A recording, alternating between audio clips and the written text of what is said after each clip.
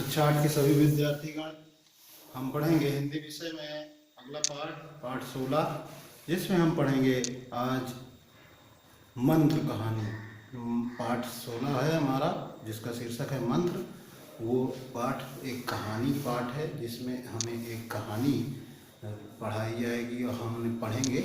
उस कहानी को लिखा है मुंशी प्रेमचंद ने। मुंशी प्रेमचंद हिंदी साहित्य के ऐसे लेखक हैं जिन्हें कलम का सिपाही भी कहा जाता है, जिन्हें कहानी के लिए कथा सम्राट जैसे उपाधि से विभूषित किया गया है।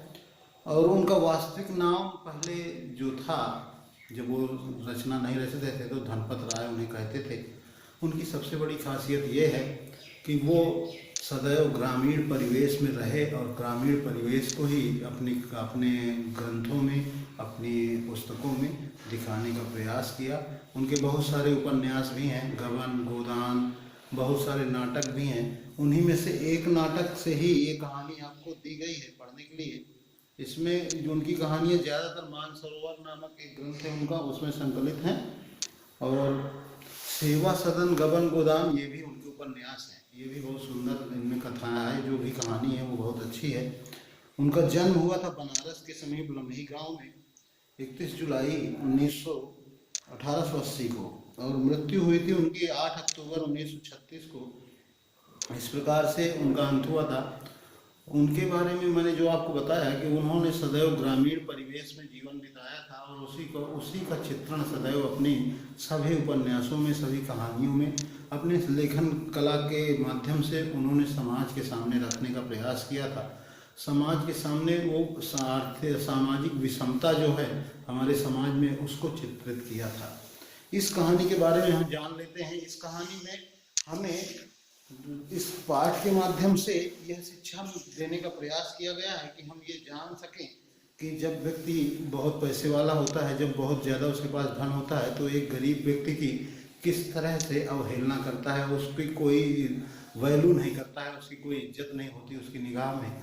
और वही इस कहानी में आप देखेंगे। और फिर उसी गरीब व्यक्ति के माध्यम से उस अमीर व्यक्ति की, जिसने उस गरीब व्यक्ति की अवहेलना की थी, उसकी किसी तरह की कोई, जहाँ उसे उसकी ज़रूरत थी वहाँ उसकी ज़रूरत में वो काम नहीं आया था, लेकिन वो गरीब व्यक्ति उसकी मदद किस प्रकार से, कितनी बड़ी मदद करता है, कितनी बड़ा उनका काम करता है, ये आप इस कहानी के माध्यम से जानेंगे। इसमें आप देखेंगे कि एक डॉक्टर की जो हृदयहीनता है, और जो एक गरीब व्यक्ति है जो बूढ़ा भी है, वो अपना कर्तव्य पालन किस प्रकार करता है, यही आपको इस कहानी के माध्यम से ये पाठ शिक्षा देता है। और उस शिक्षा को आपको भी ग्रहण करना है, इसलिए आपके सिलेबस में ये कहानी रखी गई है और आप उससे कुछ सीखेंगे, ऐसी हमारी अपेक्षा है। हम भी प्रयास करते हैं आपको उसे अच्छी तरह से बताने का। तो हम शुरू करते हैं। इसके पहले कहानी के पात्र जान लेते हैं। कहानी के पात्र मुख्य रूप से हैं डॉक्टर चड्ढा नाम के एक डॉक्टर। दूसरा पात्र, महत्वपूर्ण पात्र है, एक बूढ़ा व्यक्ति जो काफ़ी उम्र जी चुका है अपने जीवन की, और उसका नाम है भगत।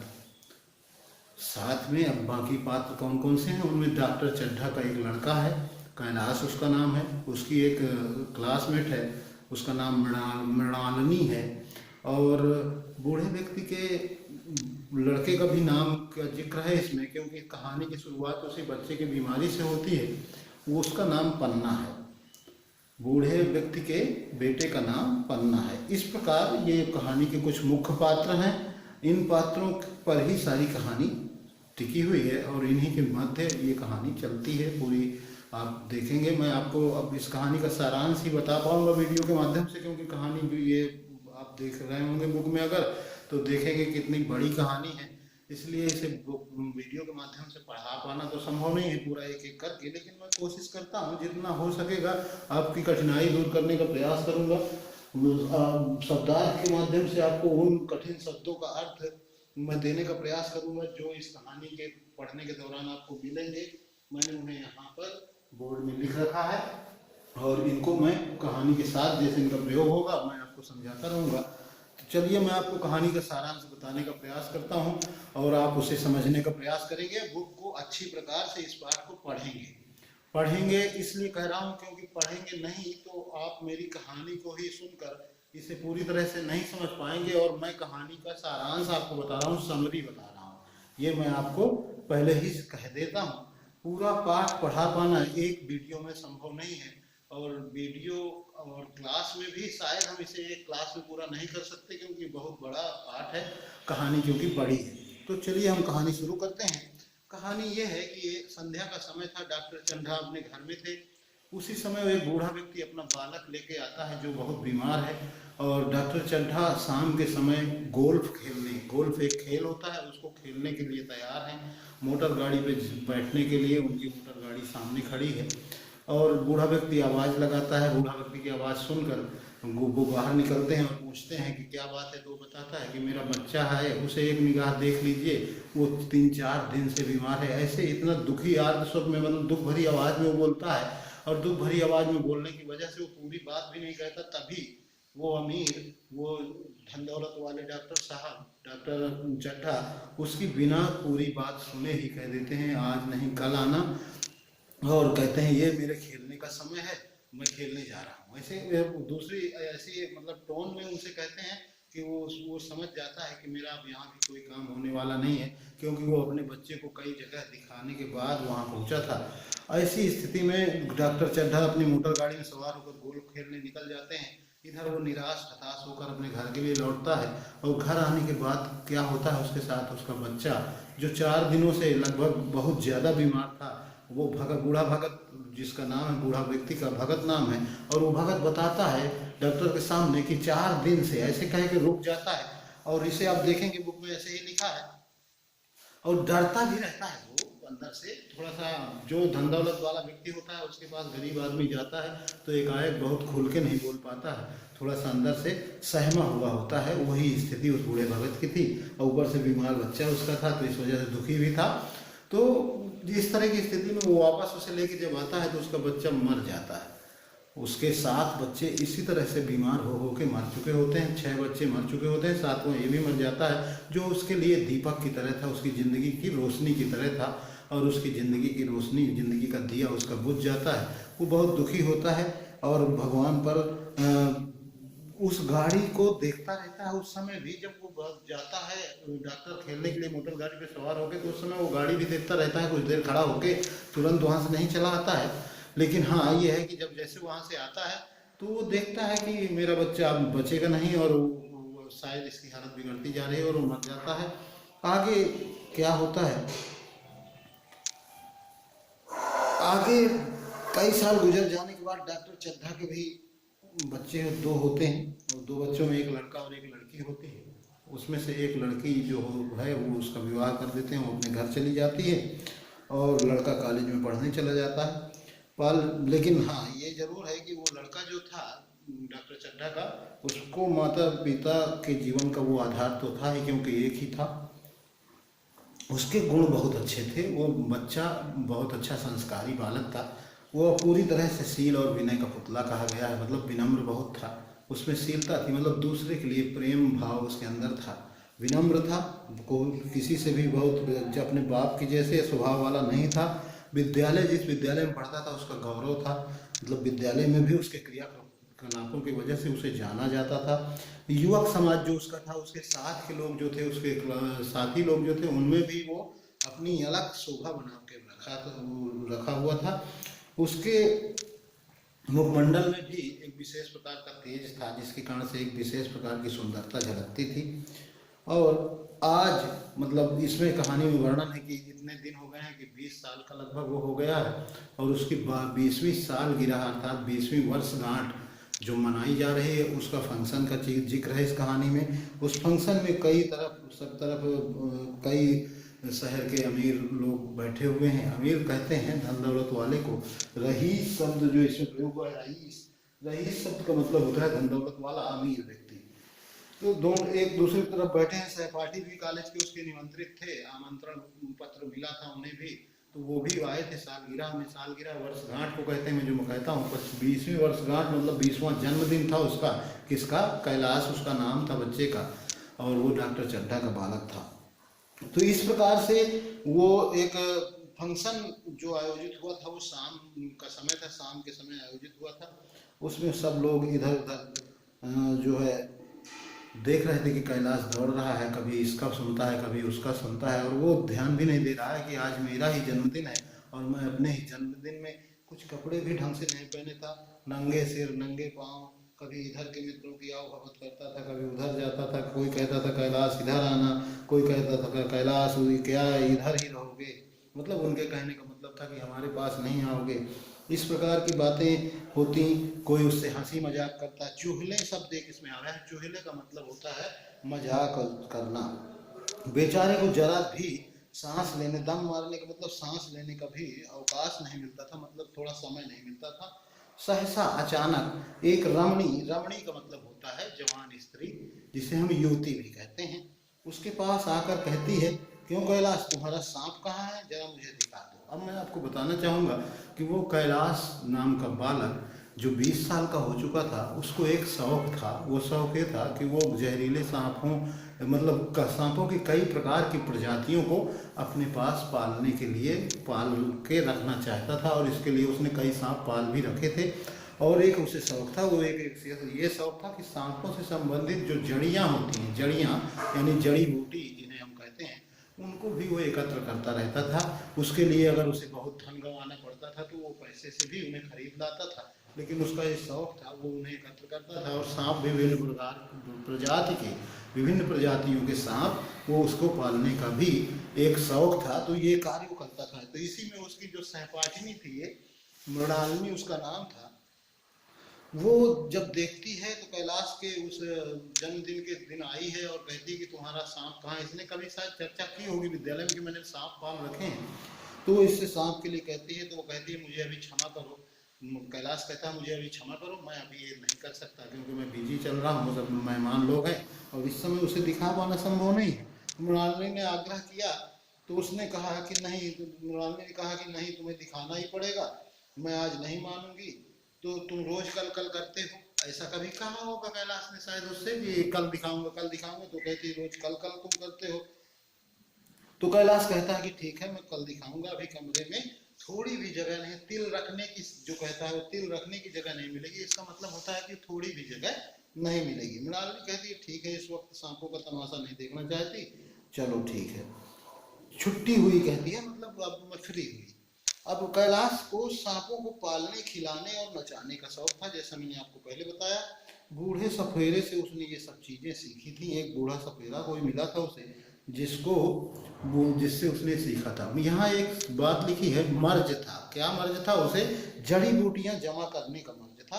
तो मर्ज का मतलब होता है रोग, लेकिन यहाँ कहने का मतलब यह है कि उसको ये बात सदैव विशेष रूप से उसके दिमाग में घर कर चुकी थी कि मुझे जड़ी बूटियां इकट्ठा करना है। इसीलिए उसके लिए ये लेखक जो है प्रेमचंद है, इन्होंने लिखा कि उसे जड़ी बूटियां इकट्ठा करने का मर्ज था।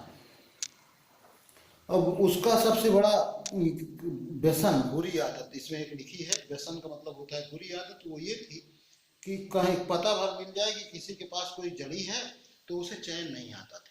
ये किसके साथ होता था? ये जो कैलाश था उसको, वो जड़ी प्राप्त करने के लिए बहुत पैसा भी अगर लगता है तो दे देता था। अब जैसे ही ये प्रीति भोज, मतलब ऐसा जो प्रेम रूपी भोज, जिसे जो प्रेम के लिए भोज बुलाया जाता है, उसका उस डॉक्टर चड्ढा के बेटे का 20वां जन्मदिन था जिसमें सबको बुलाया गया था, तो उसमें भोजन आदि जो कराया गया उसे प्रीति भोज कहा जाता है, मतलब प्रेम का भोजन, अर्थात ऐसा भोजन जिसमें सब कोई प्रेम और स्नेह दे रहा है, जिसके लिए वो भोजन आयोजित किया गया है। तो ये भोजन समाप्त हुआ। मृणालिनी और उसके अन्य मित्र जो सहपाठी गण थे, वो सभी लोगों ने उन सांपों को देखने के लिए दरबे के सामने जाकर जो है महुअर बजाना शुरू किया। महुअर कहते हैं सांपों को मुग्ध कर देने वाले बाजा को।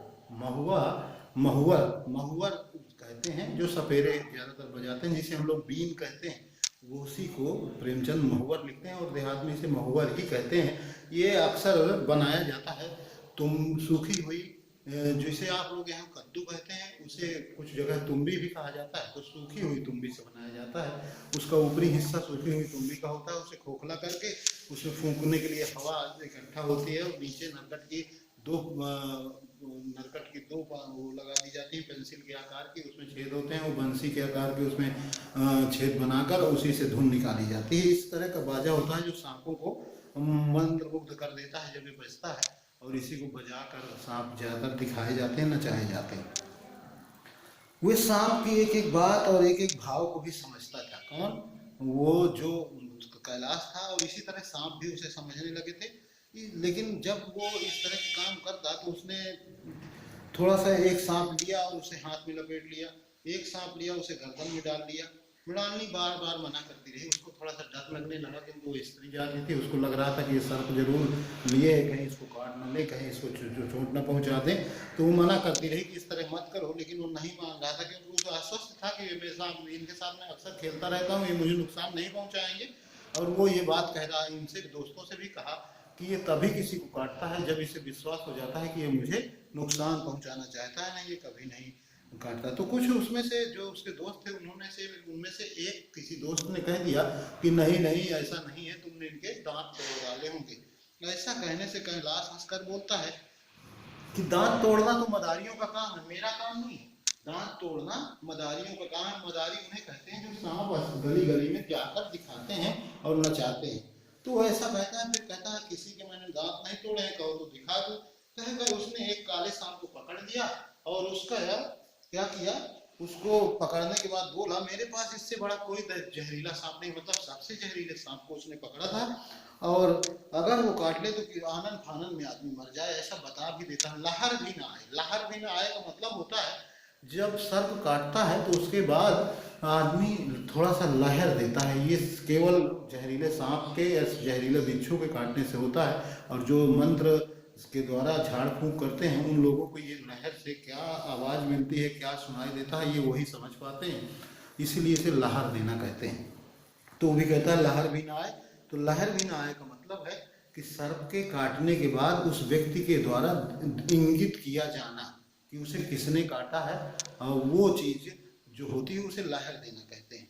इस अब दूसरा मित्र कहता है तो विश्वास नहीं होता, लेकिन मुझे कि तुम कहते हो तो मैं मान लेता हूँ। ऐसे उसने कहा तो उसको लगा कि ये शायद अब मुझे इनके दांत इन्हें दिखाने को लेंगे। तो वो एक सांप, उसी सांप को जो जहरीला था, सबसे बड़ा था, उसकी गर्दन पकड़कर कहता है, गर्दन पकड़कर कहा नहीं साहब आप आंखों से देख कर मानिए, दांत तोड़कर बस में किया तो क्या किया। मतलब वो कहता है कि मैंने दांत वात इनके नहीं तोड़े हैं, अगर आपको विश्वास नहीं है तो मैं दिखाता हूँ। तो एक सांप, वही सांप बड़ा जो था उसके पास सबसे जहरीला था, उसका गर्दन पकड़ता है और उसका सांप गर्दन पकड़ कर उसके जोर से दबाता है।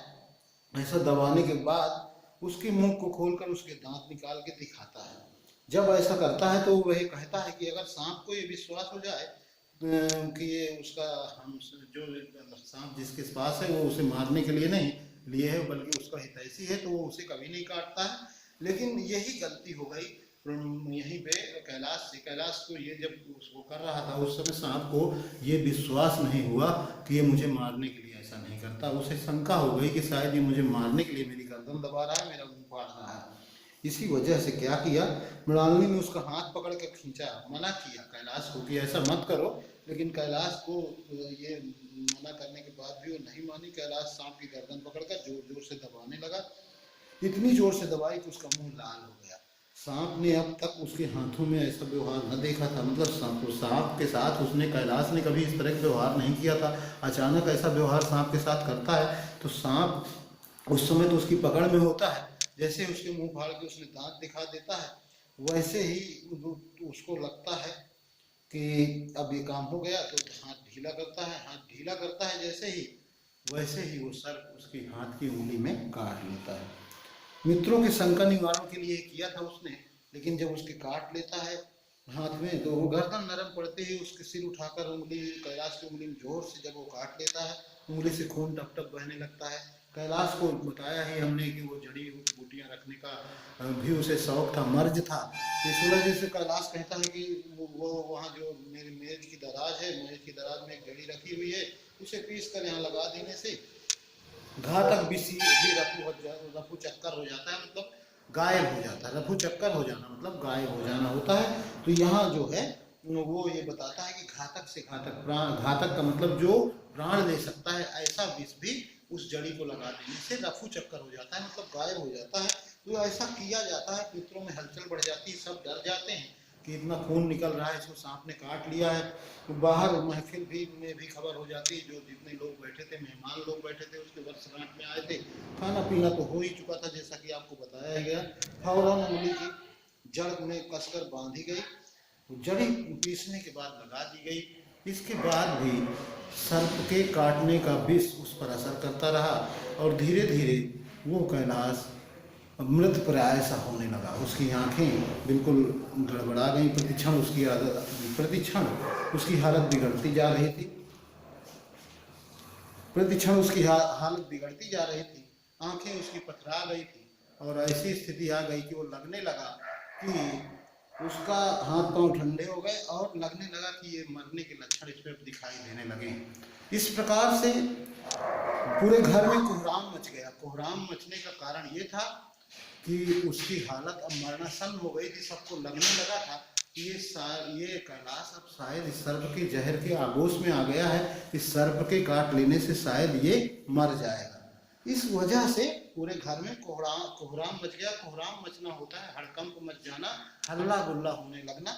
मैंने बोर्ड में लिखा है, ये शब्दार्थ लिखा हुआ है, कोहराम का मतलब होता है हड़कंप, हल्ला गुल्ला। और इसके बाद क्या होता है, उनमें से एक कोई महाशय जो आए थे सब उस महफिल में आमंत्रित किए गए थे, उनमें से एक ने कहा कि किसी मंत्र आदि से झाड़ने फूकने वाले को बुलाया जाए, ऐसा कर लिया जाए। तो डॉक्टर स्वयं उनके पिता डॉक्टर चड्ढा बोलते हैं कि नहीं, मैं ऐसा करता हूँ, नस्तर से इसकी उंगली काट देता हूँ। तो उंगली, नस्तर का मतलब होता है चाकू या छुरी, छुरी भी को भी नस्तर कहते हैं कहीं कहीं, चाकू तो आप जान ही रहे हैं। चाकू से उसकी उंगली को काटा जाता है और उंगली को काटा जाता कहाँ है, वो नहीं काटने देते हैं, वो कह देते हैं कि नहीं वो दवा लगी है, जड़ी लगाने से ठीक हो जाएगा। इस वजह से वो जड़ी का असर जो है उसमें उतना अधिक नहीं हो पाता है जितना अधिक विष सर्प ने उसकी उंगली के माध्यम से उसके शरीर में छोड़ दिया था, और क्या होता है वो बेहोश हो जाता है। इस तरह की स्थिति सब लोग देखते हैं और सब झाड़ फूंक वाले को बुलाते हैं। कुछ लोग आते भी हैं झाड़ फूंक करने, लेकिन उनका बस नहीं चलता है। अंत में सबको ये हो जाता है कि शायद अब ये डॉक्टर चड्ढा का लड़का कैलाश इस दुनिया में नहीं रहेगा, बहुत मुश्किल है कि ये अब बच पाएगा। एक महाशय बाहर निकलते हैं तो वो जाते हैं और आवाज देते हैं, भगत भगत सो गए क्या, किवाड़ खोलो, और इस तरह करते हैं। तो शायद ये वही बूढ़ा भगत है जिसने कभी अपने बच्चे को दिखाने के लिए जाकर वहां अपने आप को अपने बच्चे को बचाने के लिए कभी डॉक्टर चड्ढा की मदद मांगी थी। उनको एज ए डॉक्टर मतलब देखने के लिए कहा था कि मेरे बच्चे को देख लीजिए, मेरा बीमार बच्चा है।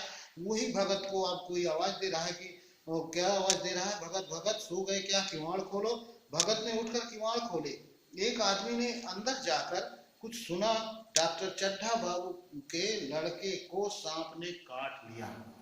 ऐसा वो सुनता है भगत कि कोई, ये आदमी अंदर आकर कहता है कि कुछ सुना, डॉक्टर चड्ढा बाबू के लड़के को सांप ने काट लिया है। ऐसा जब सुनता है तो भगत चौंक कर कहता है, चड्ढा बाबू के लड़के को? वही चड्ढा बाबू ना जो छावनी के बगल में रहते हैं? हाँ हाँ वही। वो आदमी कहता है, शहर में हल्ला मचा हुआ है, जाते हो तो जाओ, आदमी बन जाओगे। ऐसा उसने कहा। लालच थोड़ी सी उसके अंदर जगाई भगत के अंदर, और भगत को ये इस लालच का प्रभाव नहीं पड़ा, क्योंकि डॉक्टर चड्ढा की वजह से ही उसका गरीब व्यक्ति का अंतिम सहारा जो था वो दीपक बुझ गया था उसकी जिंदगी का। अर्थात उसका जो 7वां बच्चा था वो बीमार होने पर डॉक्टर चड्ढा ने इलाज नहीं किया था, जिसकी वजह से वो मर गया था। इस वजह से वो कहता है, बूढ़ा भगत क्या कहता है, कहता है मैं जब उसके पास गया था अपने बच्चे को लेकर दिखाने, तो वो खेलने जा रहे थे, मैं पैरों पर गिर पड़ा, उनकी एक नजर देख लीजिए, मगर सीधे मुंह बात नहीं की उन्होंने मुझसे। और क्या कहे, यही सब चीजें जो उनके साथ हो रही हैं ये सब भगवान सुन रहे थे, और आज उनको अपने बेटे का गम कैसा होता है ये पता चलेगा। वो कई लड़के हैं, तो उसने कहा जी नहीं, सुना है उनके पास एक ही लड़का है, और सबने जवाब दे दिया। मतलब जो झाड़ फूंक वाले थे, जो डॉक्टर थे, उन लोगों ने सबने जवाब दे दिया। तो अब यहाँ पर कहता है वो कि भगवान बड़ा कारसाज है।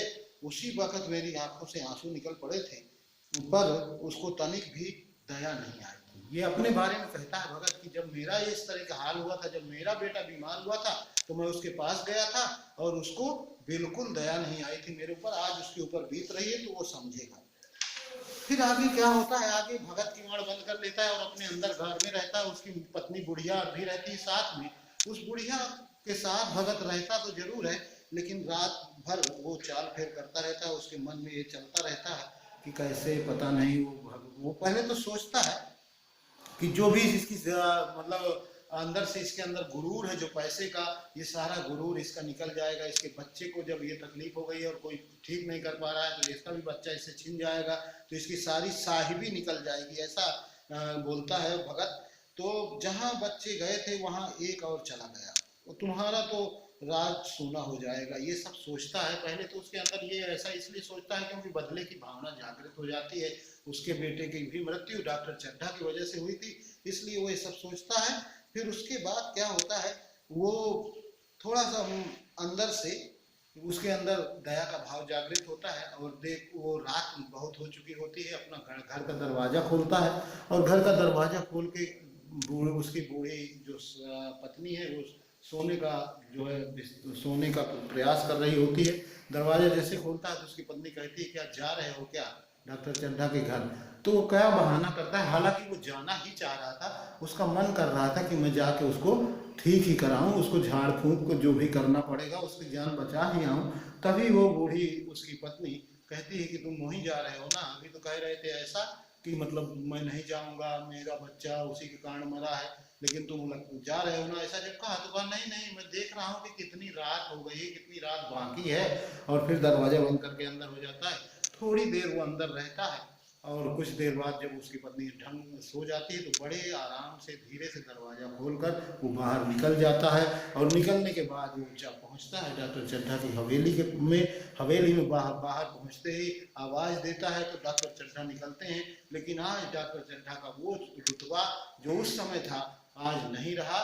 और वो कहते हैं कि क्या भाई आज आए हो, आज मेरे घर में बहुत बड़ी आफत आई है, मैं ये नहीं तुम्हारे कुछ आज इलाज नहीं कर पाऊंगा, अगर तुम इलाज कराने आए हो तुम चले आना सवेरे, मैं आज बहुत परेशान हूँ, मेरे घर में बहुत बड़ी आफत आई है। क्योंकि उसका वो फिर कहता है कि नहीं नहीं साहब, मैं इसके लिए नहीं आया हूँ, भैया को मुझे जरा दिखा दो।